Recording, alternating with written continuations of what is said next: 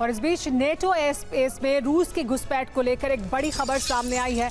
आसमान में रूस और नेटो के बीच टेंशन बढ़ी है। नेटो जेट्स को रूसी पायलट ने वेव किया।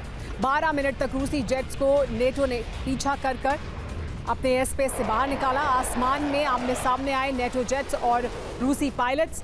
रूसी पायलट ने वेव किया और इसके बाद देखिए किस तरह से आमने सामने रहे 12 मिनट तक। नेटो के एयर स्पेस में रूस ने क्या किया है समझिए। इनसाइड रिपोर्ट यह है कि एस्टोनिया एयर स्पेस में रूसी MiG-31 की घुसपैठ हुई। 3 MiG-31 ने हवाई सीमा का उल्लंघन किया। इटली के 2 F-35 ने विमान को इंटरसेप्ट किया। आसमान में 12 मिनट तक तनावपूर्ण माहौल रहा। रूस के पायलट ने F-35 को मजाकिया अंदाज में वेव भी किया। F-35 ने कैलिनिनग्राड तक MiG-31 का इसके बाद पीछा किया। पूरे यूरोप में रूस के ड्रोन का खौफ है, क्योंकि अभी तक रूस के मंसूबे तक नेटो नहीं पहुंच पाया है कि आखिर रूस ड्रोन क्यों भेज रहा है।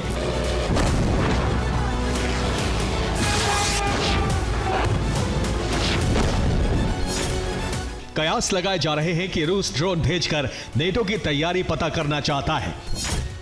बार बार ड्रोन भेजना सिक्योरिटी चेक करना है। इसके अलावा रूस घुसपैठ से बताना चाहता है कि वो कहीं भी हमला करने में सक्षम है।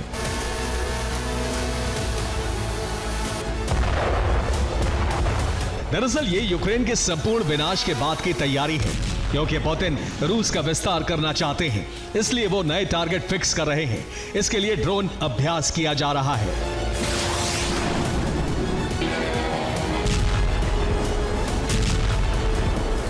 जिसके जरिए युद्ध का दायरा और तीव्रता की जांच की जा रही है कि रूस की पहुंच एक वक्त में कहां तक है।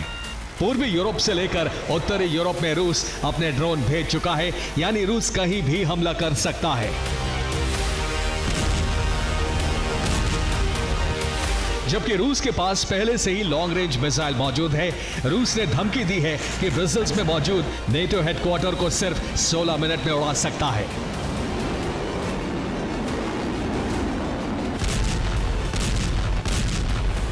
रूस की धमकी से संकेत मिल रहा है कि रूस नेटो से युद्ध की तैयारी कर रहा है, जिससे यूरोप में कभी भी घमासान मच सकता है।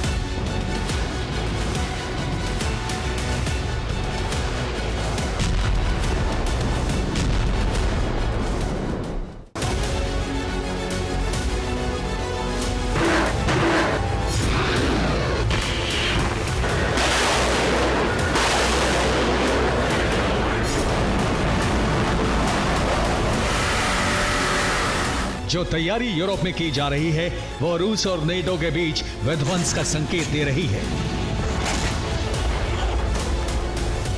क्योंकि रूस एक तरफ यूक्रेन को तबाह कर रहा है, दूसरी तरफ दूसरे यूरोपीय देशों में ड्रोन भेजकर खौफ फैला रहा है। बाल्टिक सागर में ड्रिल कर रहे जर्मनी के वॉरशिप के पास तक रूसी विमान जा पहुंचा। सिर्फ 100 मीटर ऊपर एयर पेट्रोलिंग की, जिससे जर्मनी ने वॉरशिप पर अलर्ट जारी कर दिया।